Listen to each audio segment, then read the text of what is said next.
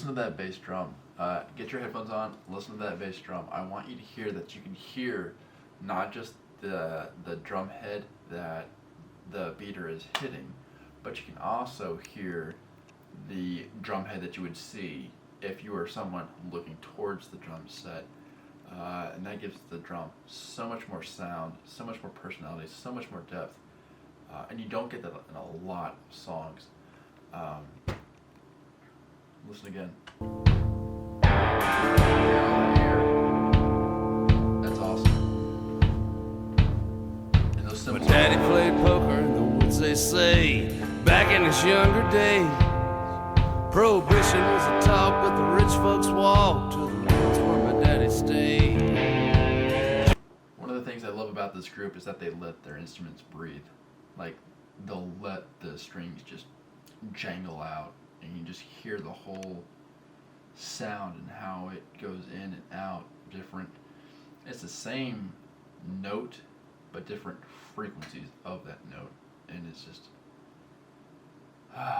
just such a nice change from music today, where everything's just shoved into your face, and you've got to digest it right there and right then, and you can't breathe. Jugs and jars, some shiners. These old boys here, they ain't miners. They came from the 29ers that didn't take a hole in the ground to put the bottom in their face.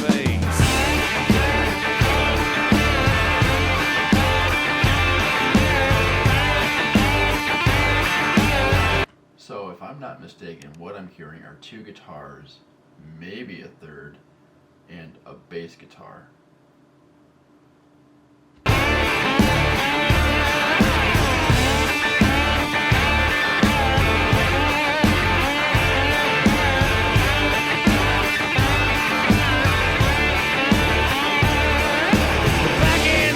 When the dust bowl dried in the woods of Alabama, didn't see no light. My daddy played poker by a hardwood fire, squeezing all his luck from a hot copper wire. Scrap! Whatever mic they chose for the vocals was perfect. It wasn't too sensitive, and it wasn't over compressed. It got the personality of his voice, and that's cool. Like a wildcat fast to the end. Trap a wildcat and take his skin. Deal from the bottom, put the ace in the hole. One hand on the jug, but you never do know. I will say though that snare drum could stand to be a little louder, and that's something that I notice every time I hear this. And I think that part of the reason for that could be that how they mic'd it, they might have just used overhead mics, which would be like two microphones just hanging down from the ceiling towards the drum set, which would capture everything on the drum set. But maybe they just had like a bass drum mic, like a floor tom mic, and a hi-hat mic. But that snare, you could just a little bit more.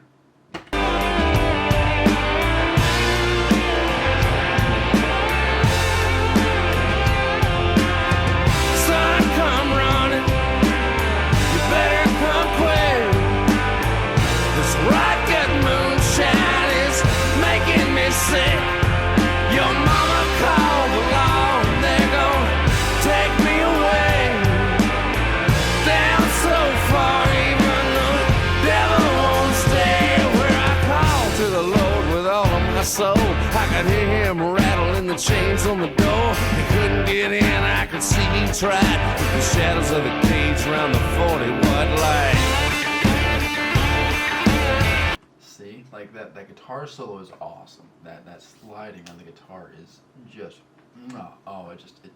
it tastes so good. But that snare, oh my gosh, it needs to be able to punch through that. And it sounds like it's a deeper snare. Like I think most snares are about 4 inches. Yeah, probably 4 inches. And it sounds to me like his is probably like 6, which means it's taking more energy from the drummer to get the snares underneath, which are metal pieces of wire that touch the bottom head of the drum. It takes more effort from him playing to get them to resonate, especially if they're tight.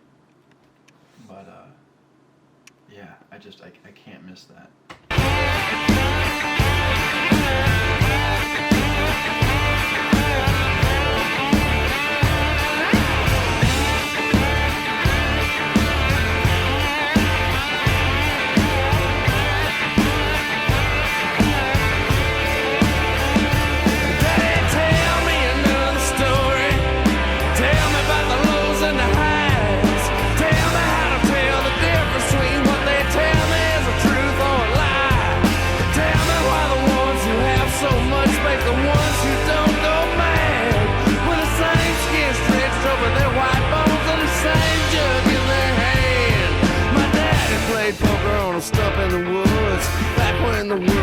grave. One of the things I like about this group is they don't come across as pretentious. It's not overproduced,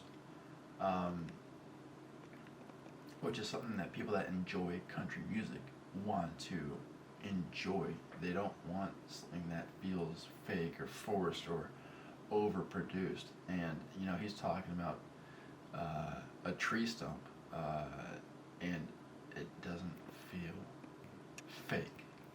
It feels like he's legitimately singing a genuine song to an audience rather than just trying to appease a record label. Before black and white when it shows up sides and give a little bit of both away. The only blood that's any cleaner is the blood that's blue or greener. Without either you just get meaner and the blood you gave gives you away.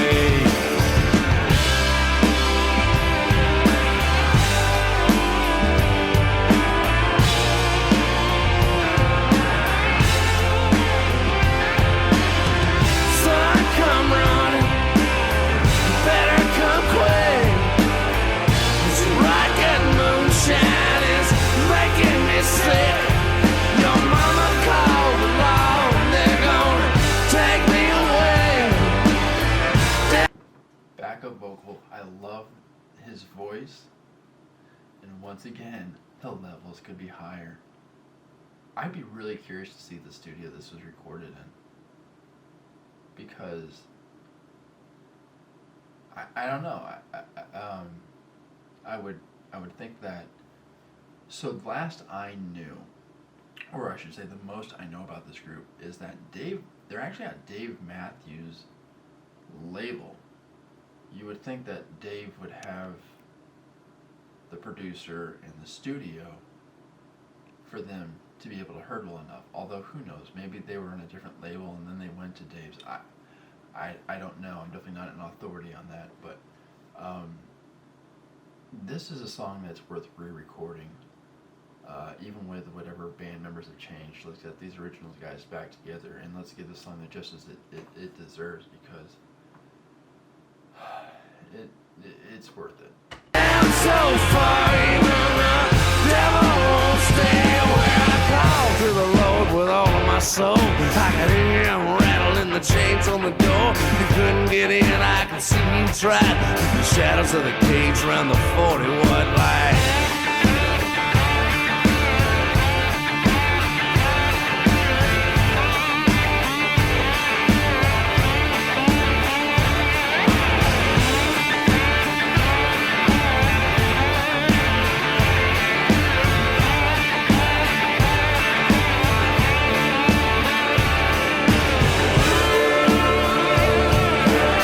See, and that's what frustrates me is, like, you hear that howling vocal, it is perfect. Like, they put the effort into achieving that harmony. They nailed it. But everything underneath it, the main, well, not necessarily the main vocal, but like the other backup vocal, how it just wasn't loud enough. It's like, what? Like, how do you get that howl so perfect, but not everything else? I'm not a recording engineer. I just went to school for it.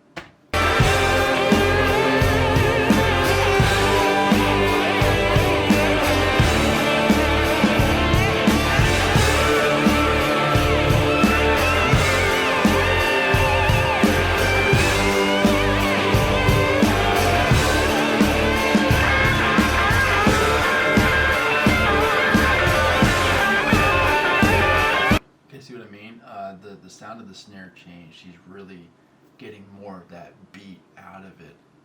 And even then, it's still not loud enough. You're getting more of the sound that I think the drummer would actually want from it. But it's still not loud enough.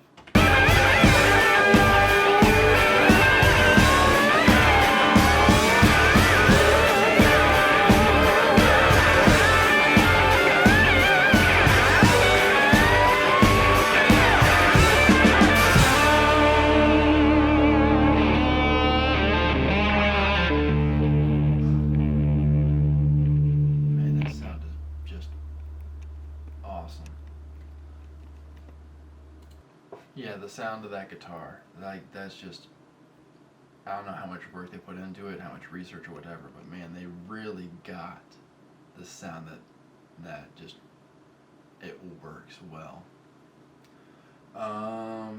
Give a like, a follow, a subscribe, a whatever.